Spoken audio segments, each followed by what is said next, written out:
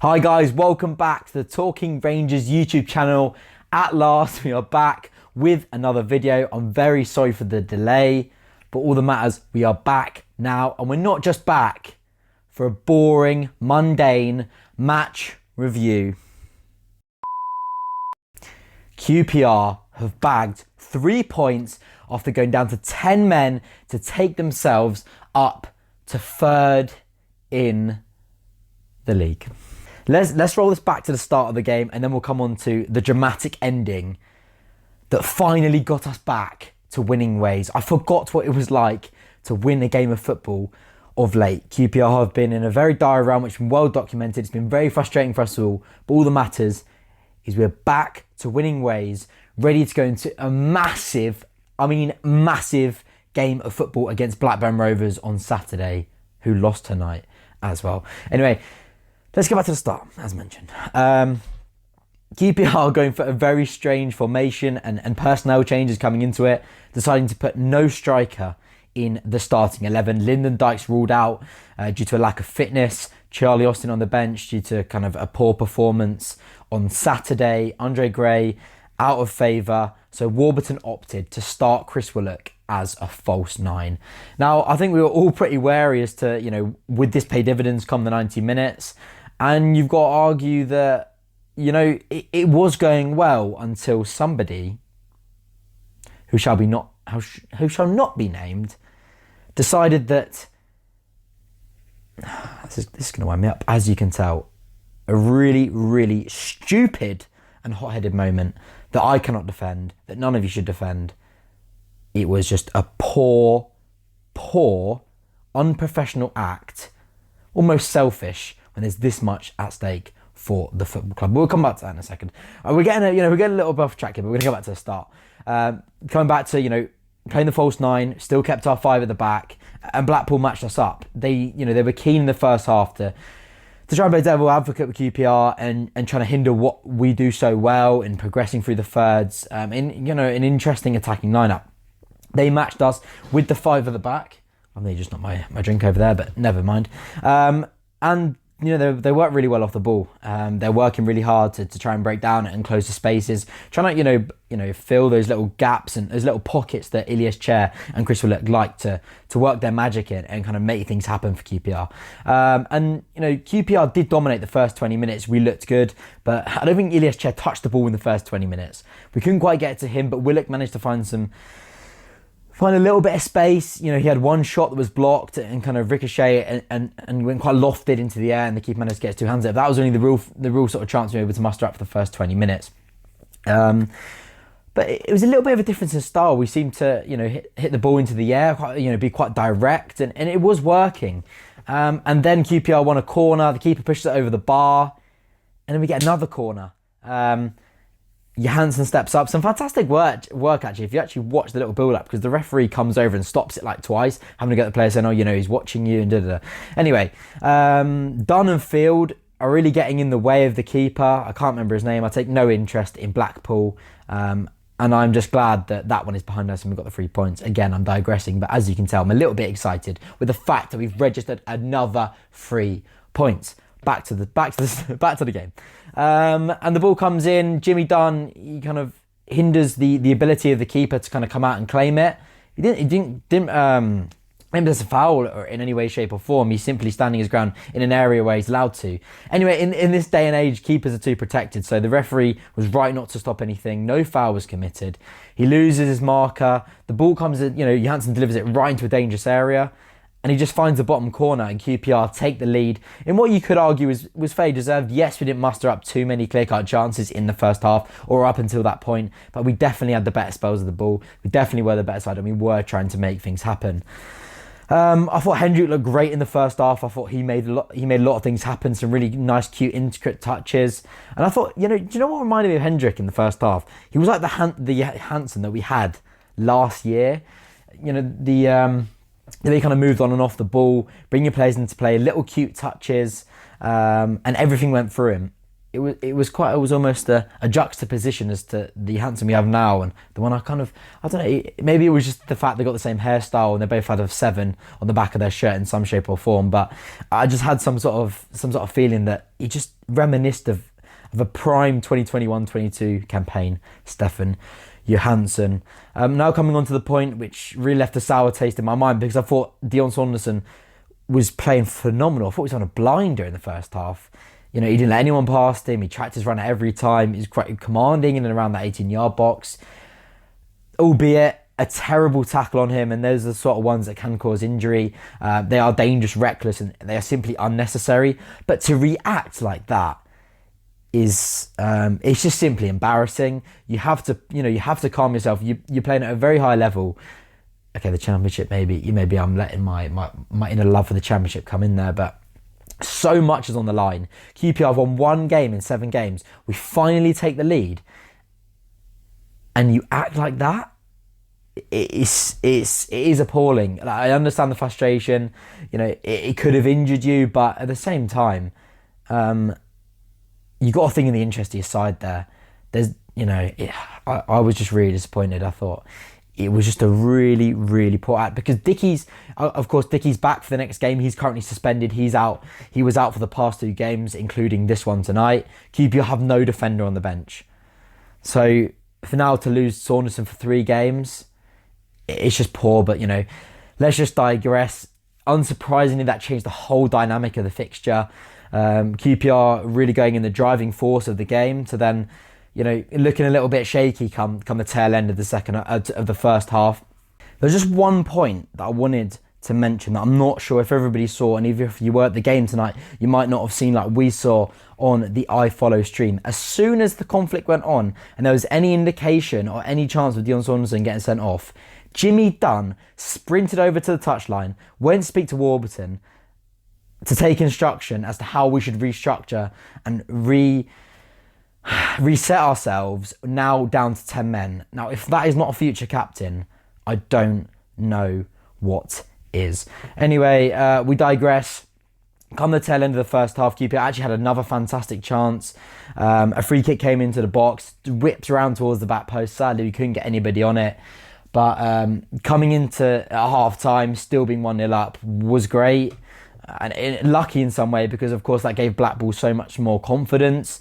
And that was kind of the ever-changing sort of drift as you were going to see into the second half, naturally being down to 10 men, only able to put Chair, you know, at some points he was the only player in their half. Coming into the second half, right from the offset, Ball was substituted on for Chris Willock. A little bit surprising in my mind, because Ilias Chair didn't really pose any threat in the first half. Willock did. Willock looked like the person that was going to cause Blackpool problems, but then he was substituted off. I'm not the gaffer. We got the 3 points. I'm not going to dissect that one and you know, dispute it too much. At the end of the day, he's more informed than we are and privy to information that we're not. That was what happened. And I thought Chair, actually, Ojebajo, who was arguably my man of the match in that game, I thought he was phenomenal tonight. After a really, really poor couple of games against Barnsley and Millwall, he turned it around. I thought who do you play? Was it Hull? I've been deliberately trying to remove games from my memory of late, but I thought he was quite good on the last one, and he was fantastic tonight. Bowler, who's in a fantastic run of form, as he's well documented. Ojebajo was fantastic dealing with him down that QPR left-hand side. And he puts... was it actually... Oh no, it was actually Sam Field, I think, for the chair chance. Sorry. I'm just a bit excitable right now, as you can quite clearly tell. Sam Field puts a fantastic ball over the top. Ilias Chair runs in behind. He's the only QPR player in the half. He's taken so far wide. It's a fantastic volley, half volley. And the keeper does well. He pushes it around the post, a save he should make. But just kind of surmised QPR's effort in the second half, where we're right under the cosh with 10 men, mostly behind the ball for the most part of the second half. And that was when we were able to muster up. So when we then conceded that goal through Bowler, a cross comes in. Jimmy Dunne, he's unlucky not to get it clear. It's a bit of a miss kick. It's then headed down for a Blackpool player. It bounces. Bowler hits it into the floor. then bounces into the top corner, and you just think, this is not our night again, is it? This really isn't our night. And that was a really, really depressing moment sat here. Just thinking the implications of that goal on our season and the current standing in the Championship. You know, you talk how much, you know, every game's a must win the Championship, but tonight we had to win that game. And I really thought that was down and over then. As soon as that ball at the back of the net, it wasn't a great feeling. But George Thomas comes on. And, you know, I think George Thomas, he's been a bit of a question mark of late. I think come the first half of the season, I'm not going to lie to you. You're not going to lie to yourself. You wouldn't really want George Thomas coming on in a hope of getting something out of the game. You know, he's not shown too much quality. Yes, he's shown a good work rate and I like his work ethic, but he's not shown quality enough this season to be a player that I would want to bring on at crucial stages. Of late, I think he's actually done quite well coming off the bench. I still, in the back of my mind, thought, is that really the right decision? But yes, it was. Ojabajo again breaking up play. He turns, he looks, the run of George Thomas going over the top. Fantastic ball. George Thomas breaking through the lines. A fantastic touch taking him into the QPR left channel. He comes up to his marker. He takes a couple of touches, cuts him on the inside, fires the ball towards the front post. I don't care if it was an own goal, don't care if Amos got a touch. Somehow it found the back of the net out of nowhere after it really looked as though QPR were going to fail to win another game, and we got the 3 points. A massive well done to George Thomas. The ambition, the confidence after, you know, I'd say a lack of probably inner self-belief, but also a lack of belief from the QPR fan base. I'm not going to sit here and lie to yourselves. He's not a player that I back and put on a level anywhere near Chair and Willock. But moments like that will give me a reason to put him in that conversation, because he did so well there. And that is a moment that could define this season. You know, when you're this down bad at a stage in the season and you're in your Championship blip, you've got 1 win in 7 games, you've gone down to 10 men, you know, the other team's equalised and you need a moment of magic. Yeah, albeit it wasn't a 40-yard screamer, but he did what we needed. He got us the goal. Fantastic run as well from Amos. And we did it. We finally did it. Registered another win, and that is just what you need coming into a huge game against Blackburn Rovers. The pressure's on. They're only a couple of points below us. And, you know, again, another game that could define where we finish come the end of the season. Okay, I've got it off my chest now. We've been a little bit less excitable. But I did tweet and I said, I want to hear what you guys had to say about that game. I'm going to try maybe and do this in more of the post-match videos.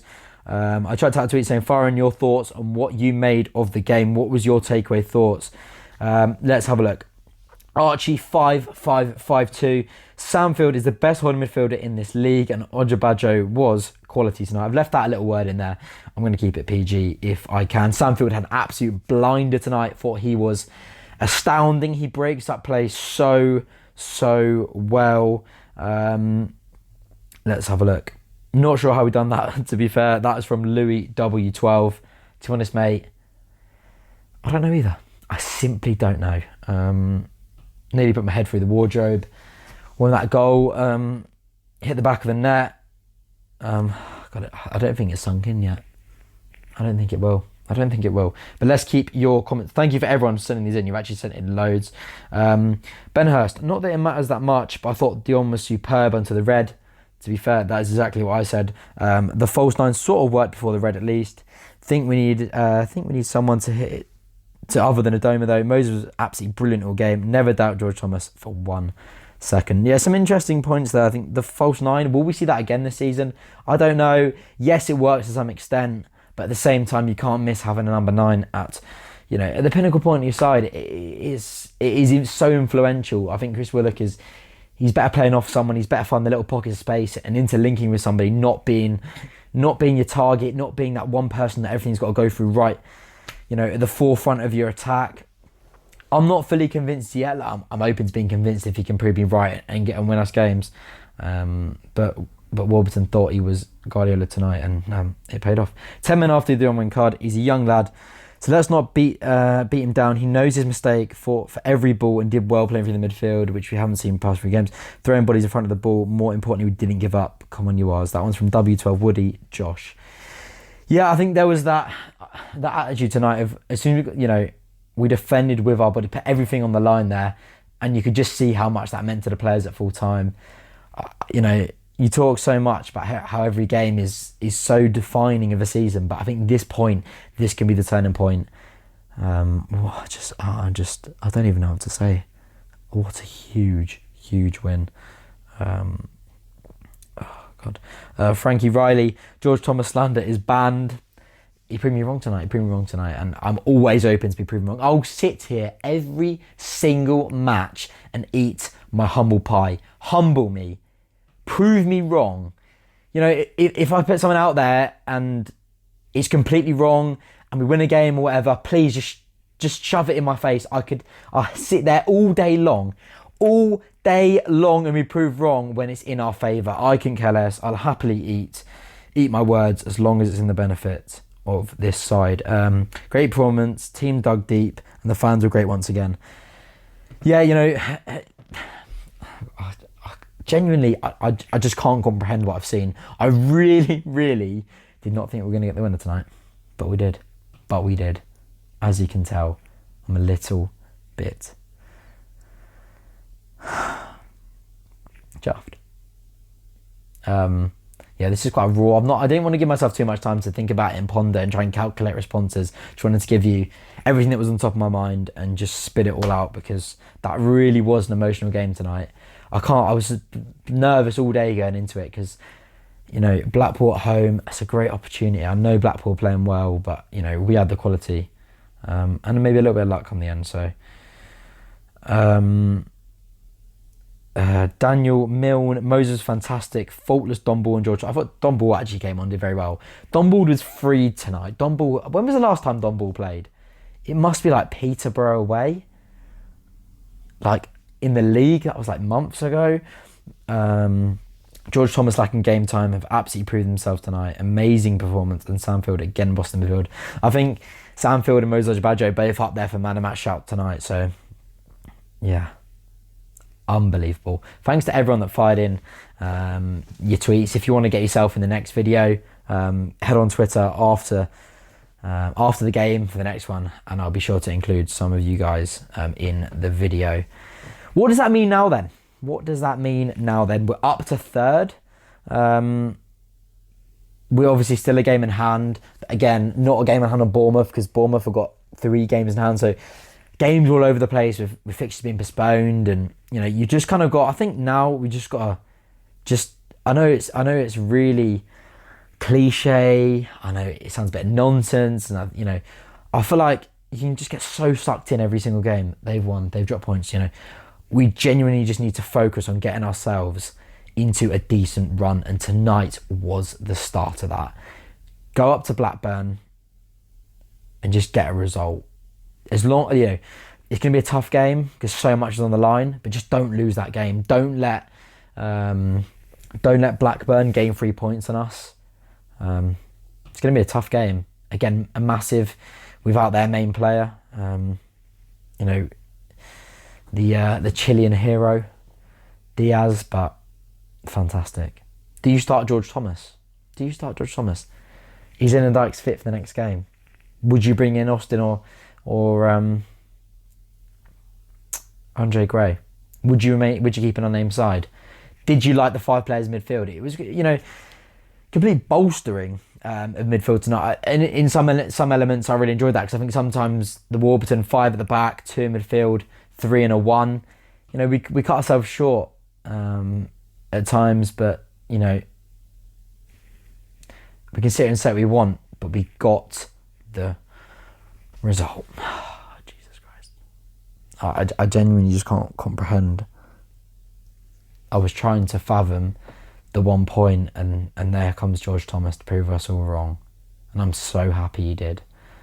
But yeah, that is the match review tonight for The Blackpool win. Yes, it's gone on for ages. Do I care? No, not really. Phenomenal. Absolutely phenomenal. Tonight, the performance did not matter one bit. To win, to go 1-0 up, go down to 10 men, concede, and then still go get the winner is a fantastic, fantastic display of the character in that side at the moment. A really exciting video is coming next week. I can't wait to bring it to you. And we are back now. There will be more match reviews, more content across all social media streams, Instagram, Twitter. So make sure you followed. And make sure you subscribe. Come on, let's close in on 3K now. Let's get there. Because I am telling you, next week there is an exciting video. So make sure you subscribe. Make sure you hit the bell notification icon to make sure you do not miss any more uploads that are going to be coming thick and fast. Great to be back. Great to be back with a win. You know, the thought of not uploading for a while because of uni exams and whatever, which are finished now for the time being, for a good few months now anyway, to then come back to talk about a really, really demoralising draw after being in front, then after losing a man, and then after only winning 1 game in 7 games, would have been one hell of a depressing video. But that man, George Thomas, and the runner Luke Amos, and a fantastic ball, Roger Badjo, and a fantastic team spirit got us over the line. Yes, I'm sorry. If you're still here in this video, then thank you very much. Make sure you drop a like. We will see you in the next one. Come on, you R's!